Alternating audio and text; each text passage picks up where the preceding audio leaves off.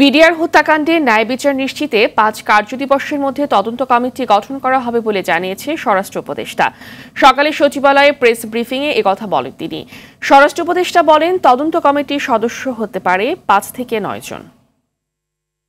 হত্যাকাণ্ডে পূর্ণ তদন্ত এবং ন্যায় বিচার নিশ্চিতকরণে অন্তর্বর্তীকালীন সরকার বদ্ধপরিকর।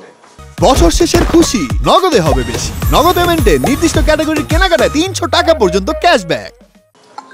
আমি সকলের অবগতির জন্য ঘোষণা করছি, বিডিআর হত্যাকাণ্ডের ন্যায় বিচার নিশ্চিতকরণে আগামী ৫ কার্যদিবসের মধ্যে একটি তদন্ত কমিটি গঠন করা হবে। এই কমিটিতে থাকবেন অবসরপ্রাপ্ত বিচারক, সিভিল সার্ভিস, সশস্ত্র বাহিনী ও পুলিশের অবসরপ্রাপ্তদের নিয়ে গঠিত করা হইবে।